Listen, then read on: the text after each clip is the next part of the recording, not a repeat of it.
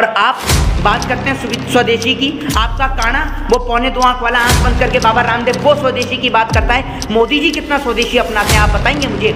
जो चश्मा आंखों पे लगता है, जानते हैं वो चश्मा कहाँ का है? वो चश्मा इटली का है। जो हाथ में उल्टी करके घड़ी पहनी जाती है वो घड़ी जानते हैं कहाँ की है? वो स्विट्जरलैंड का ब्रांड है। और प्रधानमंत्री जी जिस पेन को यूज़ करते हैं ना वो मॉन ब्लैक का पेन है। जितने का पेन आता है ना वो 35,000 रुपये का पेन, उतने में देश की गरीब बनता है ना 2 महीने 3 महीने 6 महीने तक का राशन खा। बात करी थी इस देश से गरीबों को हटाने की कि 2022 तक कोई गरीब नहीं बचेगा। तो 5 किलो गेहूँ और जो चना दे रहे थे वो किसको दे रहे थे? अंबानी अडानी के बच्चों को दे रहे हो आप 5 किलो गेहूँ और चना। तो आप भारतीय जनता पार्टी की अगर तर्क पे बात करेंगे पत्रकार तो हमारी और आपकी लड़ाई हो जाएगी निश्चित। मैं आपको निश्चित तौर पर सीधा बोलता हूँ। मैं गर्मी तो जनाब उस समय भी बहुत थी जब आप सदन में खड़े होकर रो रहे थे। उस समय क्या हुआ था? आप गर्मी शांत करेंगे हैं? जब आप विपक्ष के अंदर थे और सदन में खड़े होकर रो रहे थे कि सभापति महोदय मेरे ऊपर मुकदमे। आप मुख्यमंत्री का मजाक बना रहे हैं। मुख्यमंत्री का मजाक पूरा देश बना रहा है जनाब, मैं अकेला नहीं हूँ, पूरा देश बना रहा है। और आप गर्मी लोगों की शांत करेंगे। ऊपर यूएपीए एनएसए लग सकता है। अरे यूएपीए एनएसए लगाइए ना, क्यों नहीं लगाते? यूएपीए एनएसए लगाएंगे तो सुप्रीम कोर्ट में चैलेंज करेंगे, गृह मंत्री का केस खुलवाएंगे, पनामा मामला खुलवाएंगे इस देश के अंदर, ठीक है ना? और गुजरात से लेकर सारे मामले खुलवाएंगे। आप क्या समझते हैं पागल हैं हम? हैं?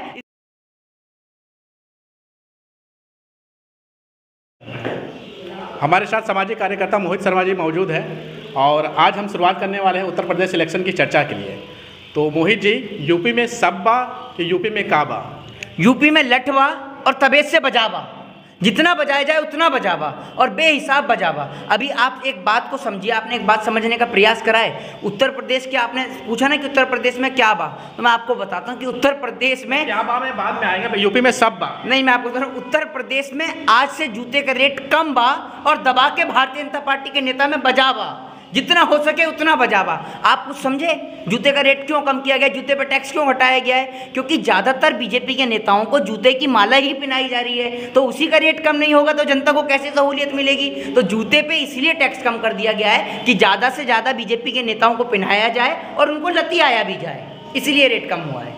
जी, योगी जी का एक बयान वायरल हो रहा है कि 80% जो है वो हमारे साथ में है और 20% जो है वो विपक्ष के साथ में है। तो आप 80% वाले हैं कि 20% वाले हैं? पहली बात तो ये कि हम इस देश में ना 80% वाले हैं ना 20% वाले हैं, ना तो कोई 80% वाला है ना 20% वाले हैं। आप किन 80% की बात करते हैं? आप तो जाटों को भी हिंदू नहीं बताते, उनको बोल रहे हैं आप जाट हैं, कह रहे हैं कि जाट वोट, यानी आपने जाटों को भी हिंदू साबित करने से मना कर दिया। आप दलितों को भी हिंदू नहीं बताते हैं। कौन 80% आपके साथ है, जरा ये तो बताइए योगी जी। जिन दलितों के घर में आप खाना खा रहे हैं ना, पूरा देश जानता है कि चुनाव के समय में आपको दलितों के घर की थाली याद आती है, ठीक है ना? और आप उनके घर में खाने जा रहे हैं तो सबको पता है वो खाना भी हल्दीराम वाला है। कुल्हड़ में आप खाना खा रहे हैं, पानी पी रहे हैं, वो सब देख रहे हैं। ड्रामा मत रचिए। आप योगी जी के पीछे इतना क्यों पड़ गए हैं? मोदी जी पे आ जाते हैं, मोदी जी पे आ जाते हैं। मोदी जी तो झूठ बोलने में इतने माहिर हैं जनाब, इतने माहिर हैं कि अभी आप सुन लीजिए, मैंने भीख मांग के खाई, ठीक है ना, मैंने चाय बेची, फिर उसके बाद मैंने बांग्लादेश की लड़ाई लड़ी और अब नया लेटेस्ट आया है कि मैं एनसीसी कैडेट में भी रहा हूँ। अभी तो हम ये बोलने का इंतजार कर रहे हैं कि जो सूरज निकला गया था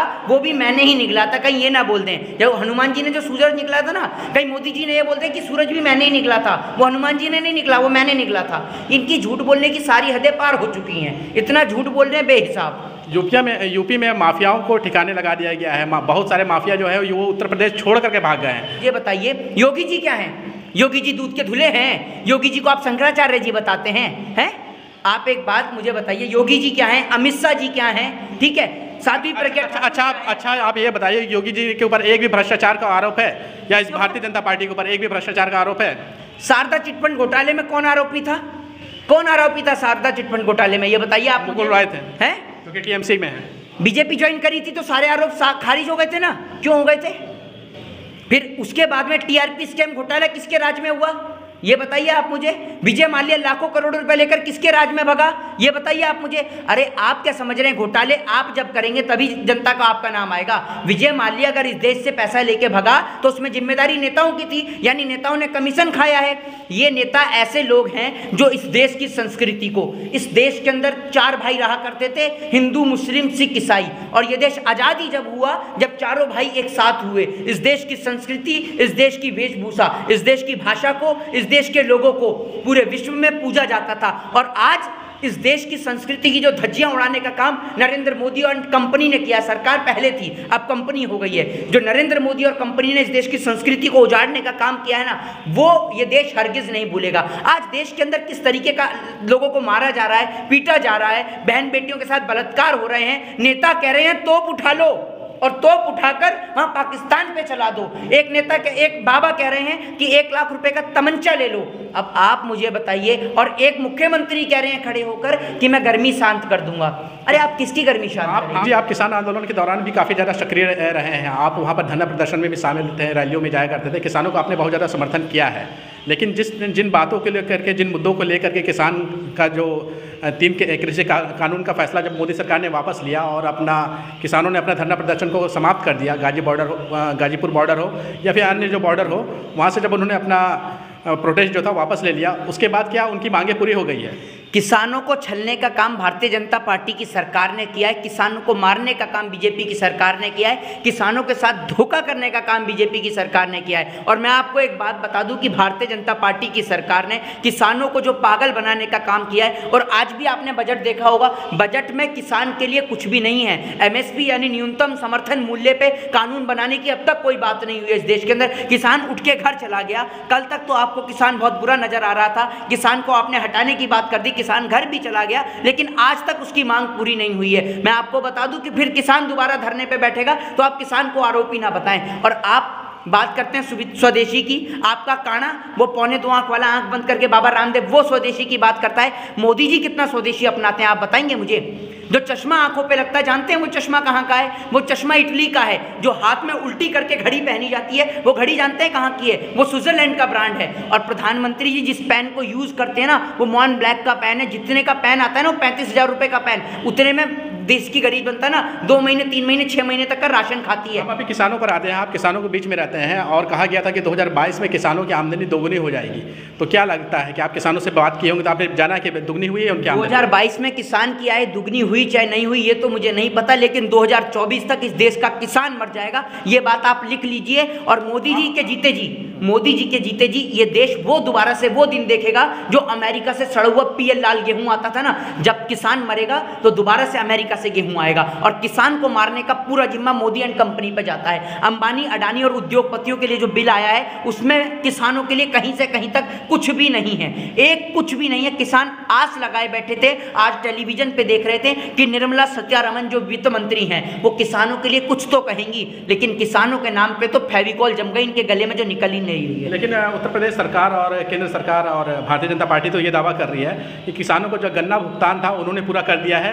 ना सिर्फ अपना किया है, जो पिछले सरकारों में यानी कि अखिलेश सरकारों के भी जो भुगतान रह गए थे, जो पूरा नहीं किया गया था, उसको भी पूरा कर दिया है भारतीय जनता पार्टी की सरकार। भारतीय जनता पार्टी झूठ बोलने का काम करती है। 2 करोड़ रोजगार से लेकर 6 लाख रोजगार से अब 60,000 की औकात पे आ गई है। बात करी थी 2 करोड़ रोजगार की, 2 करोड़ देने की औकात ही नहीं रही, 60,000 की औकात पे वापस आ गए। ठीक है ना। बात करी थी इस देश से गरीबों को हटाने की कि 2022 तक कोई गरीब नहीं बचेगा, तो 5 किलो गेहूं और जो चना दे रहे थे वो किसको दे रहे थे? अंबानी अडानी के बच्चों को दे रहे हो आप 5 किलो गेहूं और चना।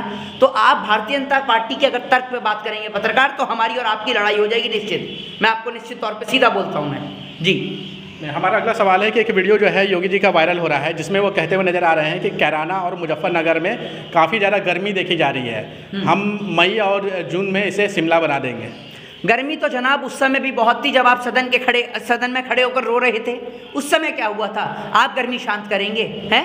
जब आप विपक्ष के अंदर थे और सदन में खड़े होकर रो रहे थे कि सभापति महोदय मेरे ऊपर मुकदमे, आप मुख्यमंत्री का मजाक बना रहे हैं। मुख्यमंत्री का मजाक पूरा देश बना रहा है जनाब, मैं अकेला नहीं हूँ, पूरा देश बना रहा है। और आप गर्मी लोगों की शांत करेंगे। ऊपर UAPA NSA लग सकता है। अरे UAPA NSA लगाइए ना, क्यों नहीं लगाते? UAPA NSA लगाएंगे तो सुप्रीम कोर्ट में चैलेंज करेंगे, गृह मंत्री का केस खुलवाएंगे, पनामा मामला खुलवाएंगे इस देश के अंदर, ठीक है ना। और गुजरात से लेकर सारे मामले खुलवाएंगे। आपके समझते पागल हैं हम, हैं? इस देश की जनता को पागल बनाते चलेंगे और पागल बना देंगे। क्या होता है NSA UAPA? मीडिया ट्रायल हो सकता है, आपने देखा मीडिया ट्रायल, रिया चक्रवर्ती का मीडिया ट्रायल हुआ था, भूल गए क्या? सुनिए, रिया चक्रवर्ती का हो चाहे किसी का भी हो, आप एक बार मुझे करा लीजिए मीडिया ट्रायल। हैं? आप क्या कराएंगे? मीडिया ट्रायल कराइए ना। मीडिया ट्रायल आपको जितनी गालियां दिलवानी थी सोशल मीडिया से, जितने आपको मुकदमे लगवाने थे, सब आप लगवा चुके हैं। NSA लगवाएंगे, UAPA लगाएंगे, आप लगाइए, आपके अंदर दम है तो। और हम भी आपको लिख के देते हैं, सुप्रीम कोर्ट में गुजरात दंगे का मामला खोलेंगे, पनामा पेपर का मामला खोलेंगे, जितने भी दंगे इस देश में हुए